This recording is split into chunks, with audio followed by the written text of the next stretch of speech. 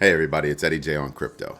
Hope you're having a great day. Do me a favor, hit the like button, subscribe to the channel, and absolutely hit the notification bell so you know when I'm dropping a new video. Here's what we've got going on today. Oh, wait a minute, before we get there, I'm dropping shorts now. So the piece that I used to do up front and give you bullet points, that's all being pushed over to my shorts, and we're just going to dive into everything going forward, on the long segments, which will make the long segments shorter and make the shorts obviously shorts. Anyway, Tether hit with a DDoS attack and asked for ransom. They mitigated the problem working with Cloudflare, did some upgrades, things like that, and were able to take care of it. That hit actually brought down a lot of other sites. Amazon, KuCoin, Coinbase, a lot of Peloton. So not just people in Web3 space, crypto space, but a lot of companies. So that was a very big deal. What it says to me is that the Tether team is not playing games. They've been hit financially with things, and they were able to overcome that. They've been hit, brutally like this with a DDoS attack. They've been able to handle that. Tether could be showing me signs that they're here for the long haul and they're in it to win it. Hat tip to you guys and ladies. The UK has reversed their idea of asking for deep information, beneficiary and originator information on transactions, even going to unhosted or non-custodial wallets, decentralized spaces. That goes against what the EU has done back in March, saying, no, we want that information and blah, blah, blah, blah, blah, blah, because they're trying to stop nefarious, supposedly trying to stop nefarious dealings and things like that. I want you to think about what that could entail. If a large organization like a whale wanted to do something, do an OTC transaction, they're trying to get into that space. So that would mean that they're trying to squeeze exchanges, centralized exchanges, to doing that, right? Keep squeezing. You'll see everything go decentralized. Just not the smartest of ideas. WeChat clamping down again. I mean, this is basically China, right? So they're saying, listen, if you're trying to trade digital assets on the WeChat platform, we're going to shut you down, period. Wow. I mean, there's really nothing else to say about that, right? China wants to control whatever can affect their economy, and this is one of the ways that they're doing it. Hey, you do you.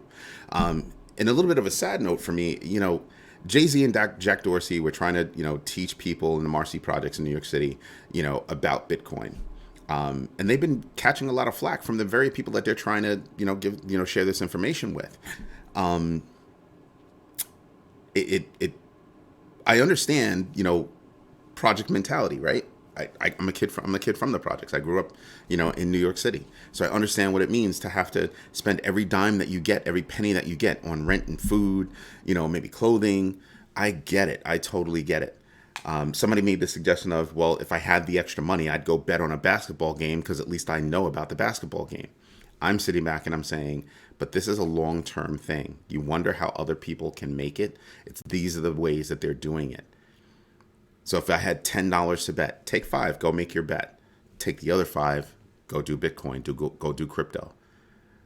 Because you can do that. Okay? I'm trying to teach people in general what I do. I'm just bringing them along my journey, teach my kids what I do. Because if we each just took our kids and taught them something, the world would just be a better place.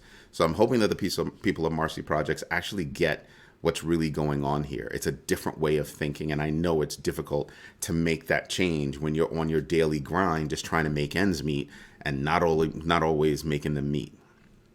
But there are ways that if you know about these things, knowledge is power, period. I'm not even going to play. Knowledge is power. Do your own research, get educated, and get some of that power. Seriously. Looking at FTX and others, they're pulling out, not necessarily pulling out of, but they're stopping talks on future sporting marketing opportunities. Why?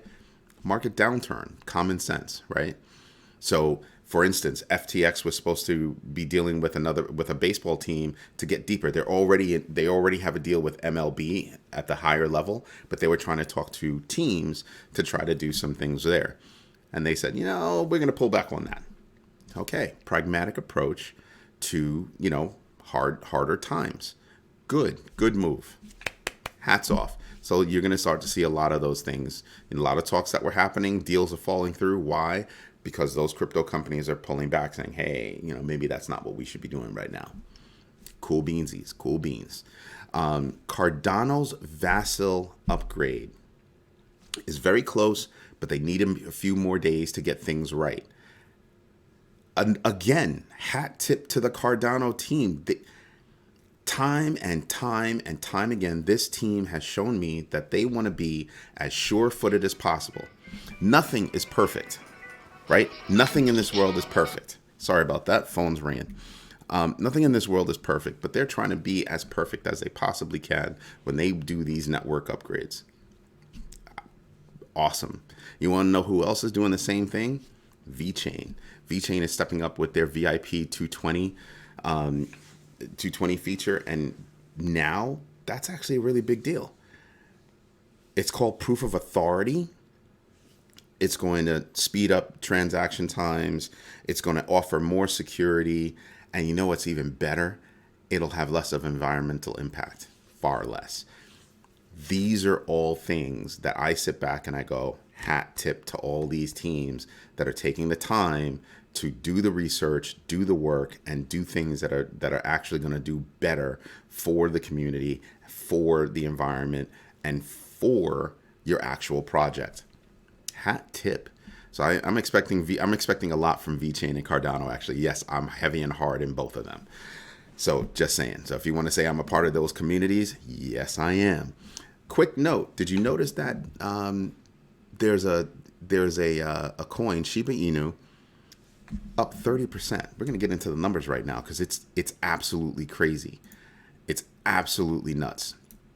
Let me just switch over. Doop. Do a quick refresh on this. All right, so just look at this. Waves is up. Celsius Network is up because they're going through a short squeeze. That's really what that is. That's what that's all about. But see right here, Shiba Inu, 28%. 28%. Okay?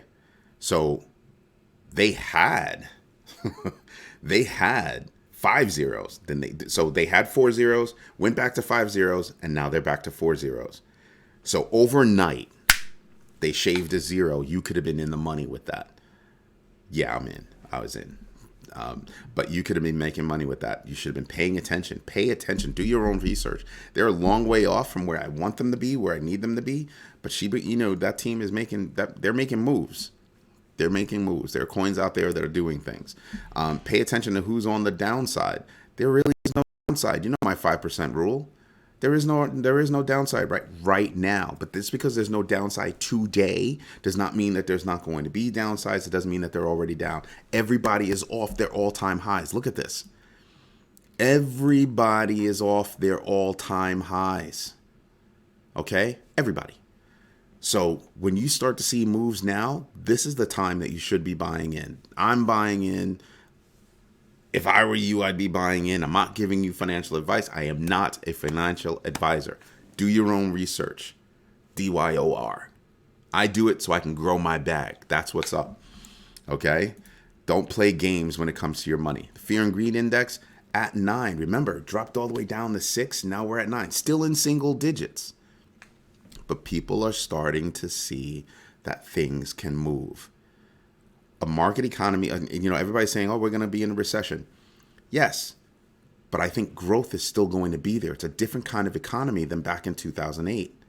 It's a different kind of economy. Okay? I just had a long conversation with my friend Patrick. It's a different kind of economy. Pay attention to these things. DeFi, 75 billion. On June 13th, I dropped a video talking to you about Onyx Assets owned by JP Morgan, who's about to introduce some serious changes into the DeFi space. I'm expecting that number to explode. Go watch that video. Go look at BTC. Yeah, solidly above 21,000. That was a resistance level. Pay attention to this stuff.